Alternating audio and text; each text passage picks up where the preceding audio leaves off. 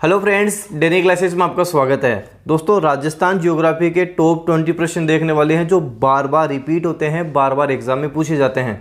चाहे आप Rajasthan high court LDC की बात कर लो, चाहे पटवार की, चाहे रीट की, राजस्थान के किसी भी एग्जाम की बात कर लो जिसमें राजस्थान ज्योग्राफी आती है, वह बार बार रिपीट होते हैं, बार बार पूछे जाते हैं।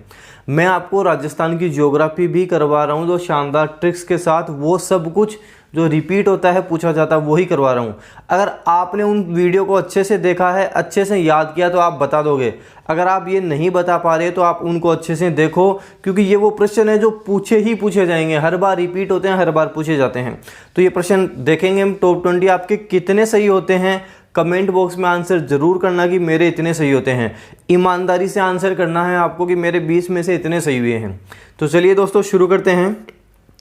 पहला प्रश्न है हमारे पास, निम्न में से पाकिस्तान का कौन सा जिला राजस्थान के साथ सीमा बनाता है? पाकिस्तान का जिला जो राजस्थान के साथ सीमा बनाता है। आपको पहले प्रश्न अच्छे से देखना है, उसके बाद ही आंसर करना है, जल्दबाजी में आंसर नहीं करना। घोटकी, सुकुर, खैरपुर, उपरोक्त सभी, तो ये सभी बनाते हैं। देखो दोस्तों, पाकिस्तान के 9 जिले राजस्थान के साथ सीमा बनाते हैं।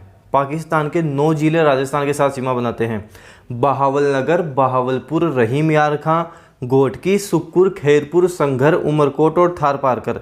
नोक के आपको नाम याद रखने हैं, एग्जाम में पूछ लिया जाता है। बहावलनगर सर्वाधिक सीमा बनाता है और उमरकोट न्यूनतम सीमा बनाता है, ये भी ध्यान रखना है, एग्जाम में पूछा जाता है। तो इसका आंसर हो जाएगा उपरोक्त सभी। अगला प्रश्न है, राजस्थान का वह जिला जो सबसे लंबी अंतर्राज्यीय सीमा बनाता है। राजस्थान का वह जिला जो सबसे लंबी अंतर्राज्यीय सीमा बनाता है, अर्थात जो राज्य से लगती है। तो दोस्तों, झालावाड़ राजस्थान का वह जिला है जो सबसे लंबी अंतर्राज्यीय सीमा बनाता है। झालावाड़ एमपी से बनाता है, 520 किलोमीटर की सीमा बनाता है।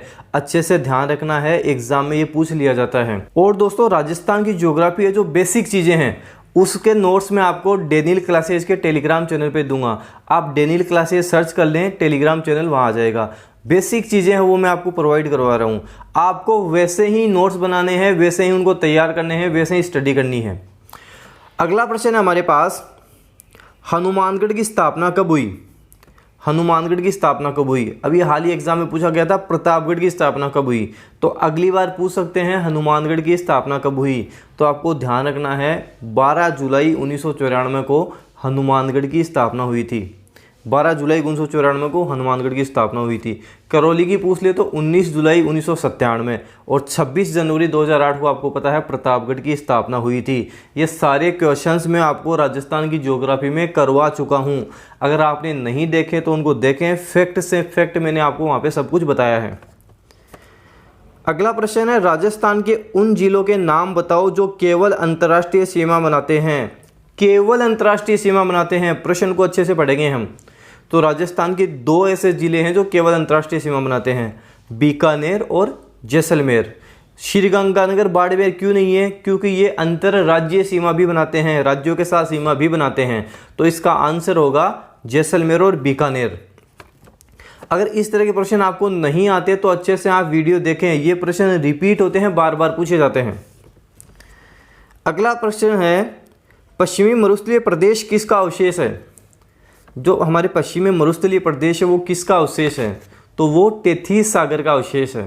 टेथीस सागर का अवशेष है। अगला है, निम्न में से कौन सा जिला पश्चिमी मरुस्थलीय प्रदेश के अंतर्गत नहीं आता? हमारा जो पश्चिमी मरुस्थलीय प्रदेश है उसके अंतर्गत नहीं आता। तो उसके अंतर्गत 12 जिले आते हैं, इनमें से कोटा उसके अंतर्गत नहीं आता। मैंने आपको ट्रिक से याद करवाया था। 6 जिले हैं शुष्क हैं, 6 अर्ध शुष्क हैं। शुष्क कौन से हैं? 4 तो अंतर्राष्ट्रीय हैं, श्रीगंगानगर, बीकानेर, जैसलमेर और बाड़मेर। 2 हमारे पास इनके पास वाले हो जाएंगे, जोधपुर और गंगानगर।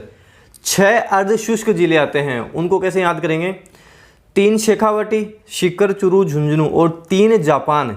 जापान से हमारे पास जालोर, पासे, पाली, नैसे, नागौर। इस तरह से आपको याद करने हैं, लाइफ टाइम याद रहेंगे आपके अगर इस तरह से आप याद करोगे तो। अगला प्रश्न है, राजस्थान राज्य का जल विभाजक कौन सा है? राजस्थान राज्य का जल विभाजक किसे कहते हैं? तो अरावली पर्वतमाला राजस्थान राज्य का जल विभाजक है। आगे आने वाली क्लास में अरावली पर्वतमाला के बारे में सब कुछ शानदार ट्रिक्स हैं, फैक्ट से देख कर चलेंगे।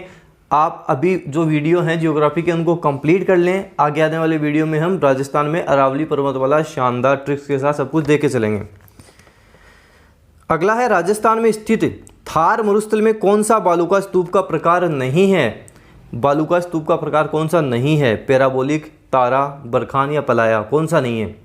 तो पलाया नहीं है, पलाया झील है।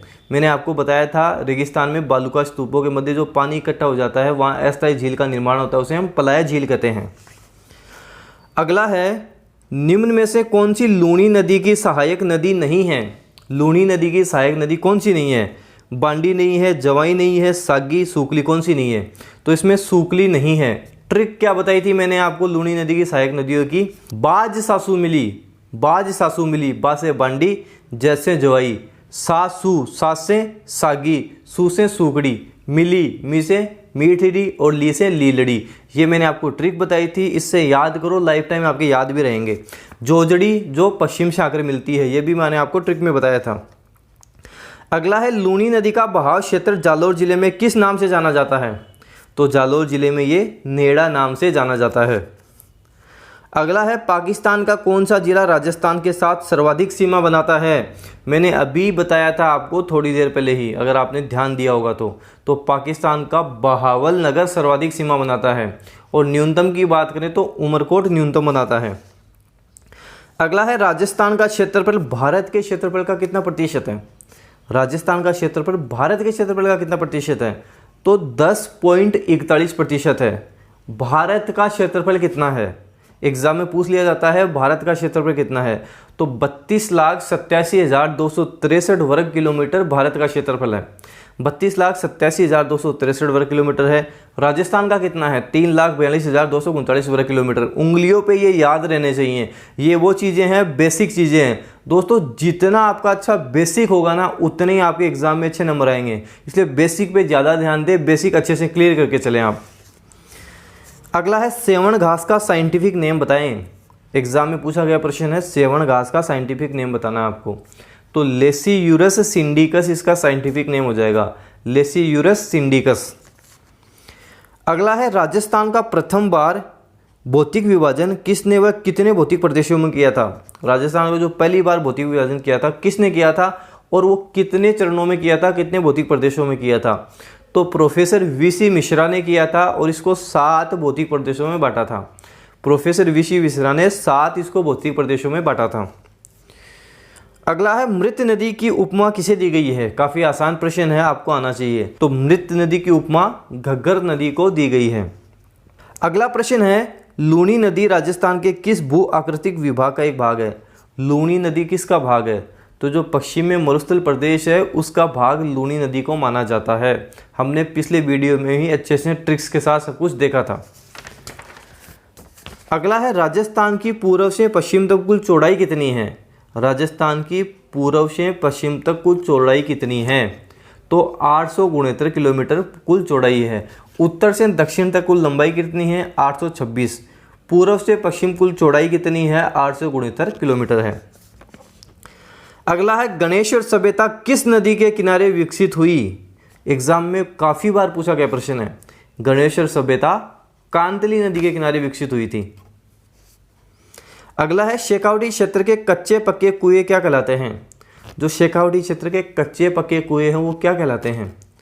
तो वो जोहड़ या नाड़ा कहलाते हैं। उनको हम जोहड़ या नाड़ा कहते हैं। अंतिम प्रश्न है हमारे पास, राज्य वृक्ष खेजड़ी का साइंटिफिक नेम आपको बताना है। जो राजस्थान का राज्य वृक्ष है खेजड़ी, उसका साइंटिफिक नेम बताना है। राज्य वृक्ष, राज्य पुष्प और राज्य पक्षी, इनके साइंटिफिक नेम आपको आने ही आने चाहिए, एग्जाम में पूछ लिया जाता है। तो हमारे पास राज्य वृक्ष हो जाएगा खेजड़ी, जिसका साइंटिफिक नेम होगा प्रोसेसिव सिनेरेरिया।